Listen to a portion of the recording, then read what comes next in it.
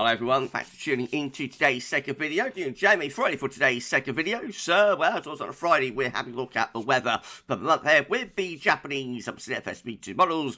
And I shall get on with that for you in a moment. Just say about the first video today as I sit to UK weather forecast. And we've got a 10-14 day on the way later on today as well. Please like, share and subscribe on all today's videos and content. And thank you so much everyone for doing that for GavsWeatherVids. Thank you so much everyone. Right, going to start off with week 1, 500 millibar height anomaly from the JMA from the Arctic and North Pole view down.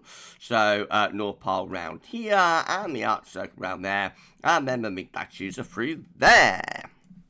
Blue is extrapolating to below average heights, which is low pressure. Yellow, orange, and red to above average heights, which is high pressure. These are broken down into week periods. The first week period will take us from day the 14th through to the 21st of March. So the next week we'll see the low pressure to the west and also to the south of the country, and we're going to have high pressure up towards Scandinavia, bringing the wind from an easterly direction. Looks rather cool and showery in the week ahead. Week 2 will be the 21st to 28th of March, returning to a westerly event. Low pressure towards Iceland, high pressure around the Azores, and that brings in a westerly flow from off the Atlantic. So unsettled and probably rather milder. And then weeks 3 and 4, quite interesting. This is the 28th of March to the 11th of April.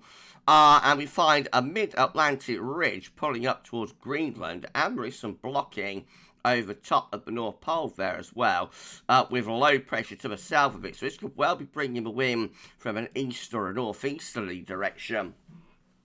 And that could be turning colder, actually, as we move into April. And that might be the JMA picking up on a tropospheric blocking, northern blocking, high latitude blocking response to the southern stratospheric warming that we've been talking about. That's the sort of time frame that we're looking to get a tropospheric response. Could that be it from the JMA there? Possibly, but it is week 3 and 4, so it's a long way out. This is how things look in terms of the tropical and mid-latitude view, so we can't see Greenland, Iceland, Scandinavia, all those areas off chart up here. We're in the top right-hand corner of the chart as you are looking at it. So a reminder of week 1, 500 millibar heights only from the 14th to 21st of March, with the higher pressure up here and low pressure down there, and winds tending to be coming in from an easterly direction. Temperature anomaly then in the weekend is actually a little bit below average, especially so for Ireland, England and Wales. And it's a drier than average as well, with drier than average precipitation for the week ahead. Right, well, week 2 is the 21st to 28th of March, reverting back to more of a westerly flow then, with lower pressure up here. So temperature anomalies are close to average, not a particularly big deviation either way, but it's not as chilly in the south as it is for week 1. Precipitation-wise, it's wetter than average for the north, but it's actually nearer normal to perhaps a bit on the drier side down in the south, so it's not definitively unsettled then.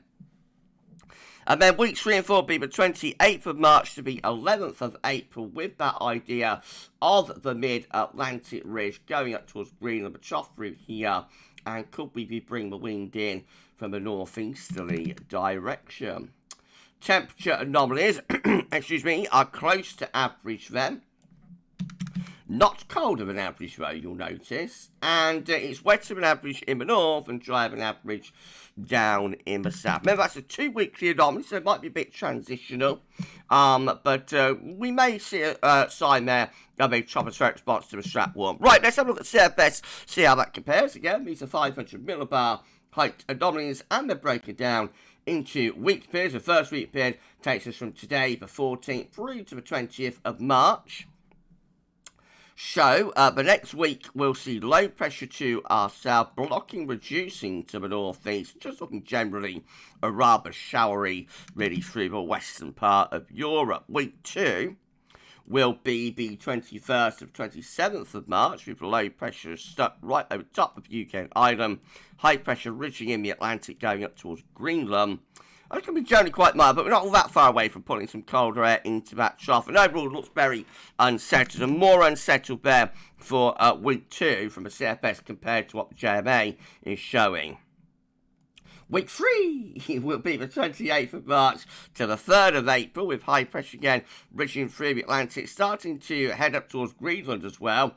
This whole white area could be a trough of low. And then finally, week 4 is going to be the 4th to the 10th of April.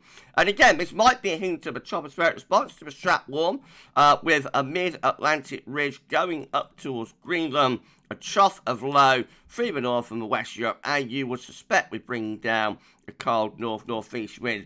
There's strong blocking focus right over top of the North Pole there.